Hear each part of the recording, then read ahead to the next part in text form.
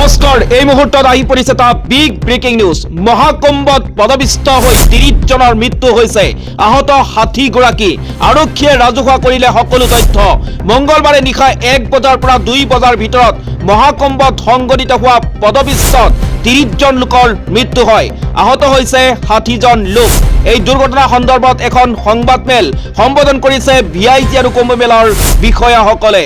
মহাকুম্ভৰ ত্ৰিবেণী সংগমতৰ পাৰত সংঘটিত পদবিষ্টৰ ঘটনাত মৃত্যু হোৱা লোকৰ সংখ্যা 30 জনলৈ বৃদ্ধি হৈছে, আহত হৈছে 60 জন লোক।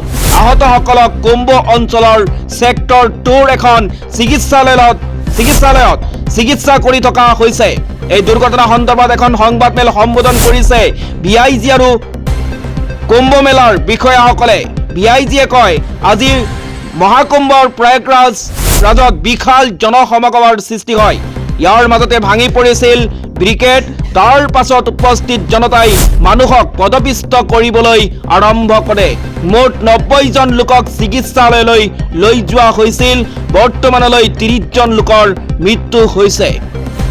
নমস্কাৰ, এই মুহূৰ্তত আহি পৰিছে আন এটা গুৰুত্বপূৰ্ণ খবৰ।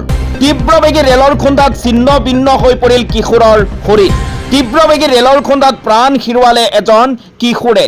এই ঘটনা সংঘটিত হৈছে জোনাইত। জানিব পৰা মতে মোবাইল ফোন ব্যৱহাৰ কৰি থকাৰ সময়তে এই ঘটনা সংঘটিত হয়। মোবাইল ফোনে প্ৰাণ কাঢ়িলে এজন কিশোৰৰ।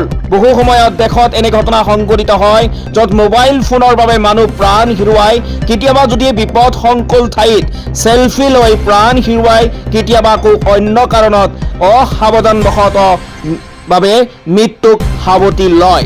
পুনৰ এনে ঘটনা পোহৰলৈ আহিছে, য'ত এজন কিশোৰে অকালতে প্ৰাণ হেৰুৱাবলগীয়া হয়। এইবাৰ এই মৰ্মান্তিক ঘটনা সংঘটিত হৈছে অসমত।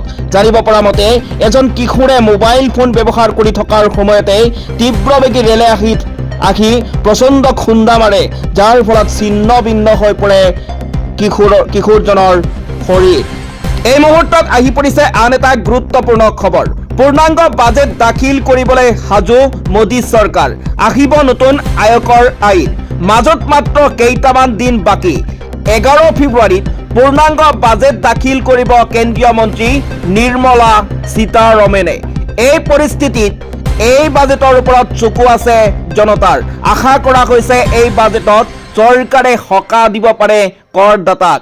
কেন্দ্ৰীয় বাজেট 2025ত দাখিল কৰিবলৈ মাজত মাত্ৰ কেইটামান দিন বাকী আছে। তৃতীয় কাৰ্যকালৰ এয়া প্ৰথমখন পূৰ্ণাংগ বাজেট। ইয়াৰ পূৰ্বে যোৱা জুলাই মাহত বাজেট দাখিল কৰা হৈছিল যদিও সেয়া পূৰ্ণাংগ বাজেট নাছিল। গতিকে NDA চৰকাৰৰ তৃতীয় কাৰ্যকালৰ প্ৰথমখন পূৰ্ণাংগ বাজেট 1 ফেব্ৰুৱাৰীত দাখিল কৰিব কেন্দ্ৰীয় বিত্তমন্ত্ৰী নিৰ্মলা সীতাৰমণে। আৰু এনে সময়ত বাজেটক লৈ সকলোৰে মাজত চৰ্চা চলিছে। বস্তু সামগ্ৰীৰ দামৰ পৰা আৰম্ভ কৰি আয়কৰ আদিলৈ চৰকাৰে কি সিদ্ধান্ত গ্ৰহণ কৰে তাক লৈ এতিয়া জনতাৰ চকু। নমস্কাৰ, এই মুহূৰ্তত আহি পৰিছে আন এটা গুৰুত্বপূৰ্ণ খবৰ। আদালতৰ নিষেধাজ্ঞা উলংঘা, আইনী প্ৰক্ৰিয়াৰ সন্মুখীন হ'ব নেকি মন্ত্ৰী জয়ন্ত মল্ল বৰুৱা। মহ যুঁজৰ উদ্বোধনী অনুষ্ঠানত অংশগ্ৰহণ কৰাৰ বাবে আইনী প্ৰক্ৰিয়াৰ সন্মুখীন হ'ব লাগিব নেকি জয়ন্ত মল্ল বৰুৱা। উচ্চতম ন্যায়ালয়ৰ কাষ চাপিল সাংবাদিক।